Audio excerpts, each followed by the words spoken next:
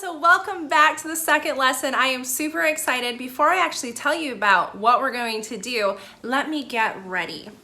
So this is actually really fun because this lesson allows you to dress up, and since we are in quarantine life, you may actually want to do this since we are doing the great debate.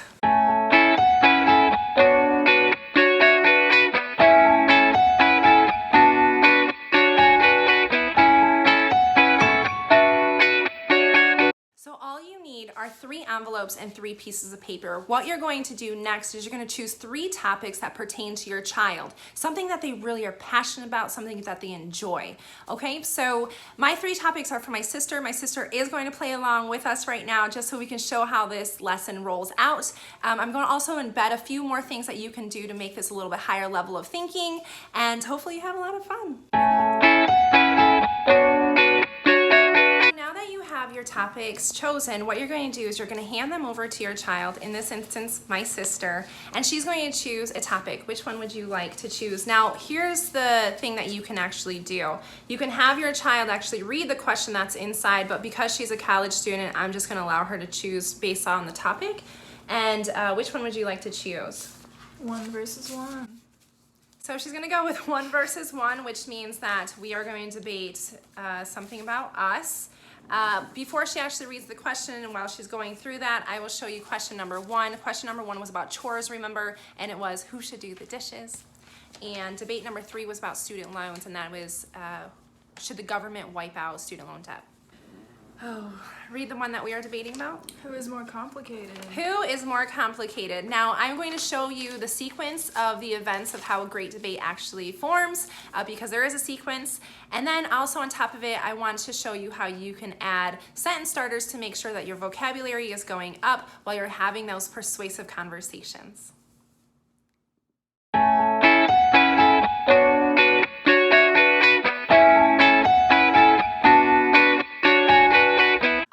Two sides to a great debate. One is called the affirmative, the second one is called the negative. The affirmative side always goes first. You want to put 2 minutes on the clock. Since I assume that she's going to say that I am more complicated, correct? Yes. Then she is the affirmative side, I am the negative side, so she will go first. We will not use all 2 minutes because this is just to show you how we do a debate. Well, it is often said... That is the sentence starter that I gave her. Sorry, it is often said. Go ahead. It is often said that you are more complicated because your cooking sucks. You don't really season your food, and your own dog doesn't like your cooking. Second of all, you take a long time putting makeup on, and it's very complicated waiting for you when you want to go out, because you're going to at least take an hour or 2. Third of all, well, you're the older sibling, so, you can get a little bossy.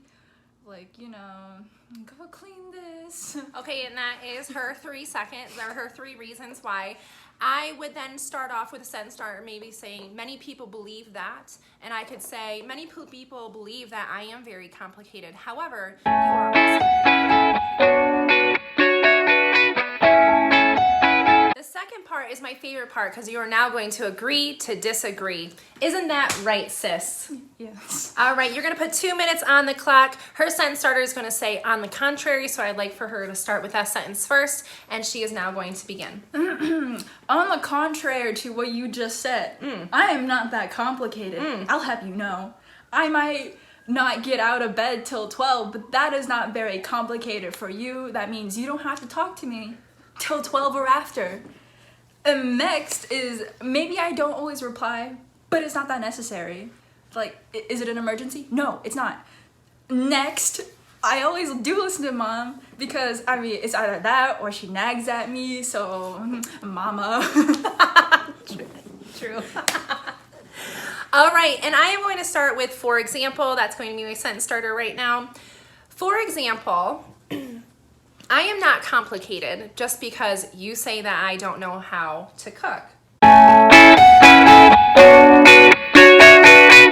Third and final part of the great debate is the conclusion. All you're going to do is wrap everything up that you've learned. You might want to give yourself actually a 2-minute break just so you can actually have all the evidence together.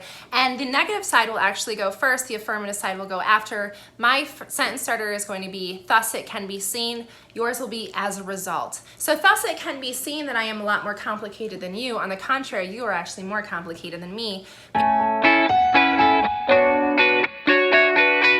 Me. Well, as a result, you are far more complicated than I am. First of all, you just exposed yourself. You just listed everything that I have to clean. You just exposed yourself. Exposed. You're bossy. I have to clean the chicken coop. I have to feed Nova. I gotta go play with her because you don't want to run with her. Case closed.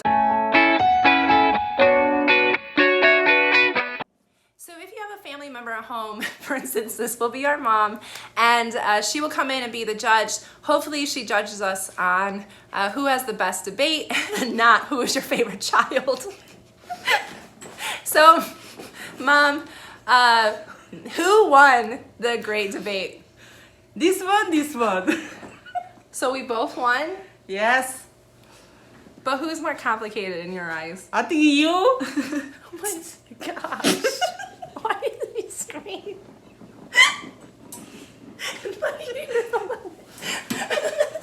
Okay, do you want to tell me why you think I am more complicated? Because you smaller than me.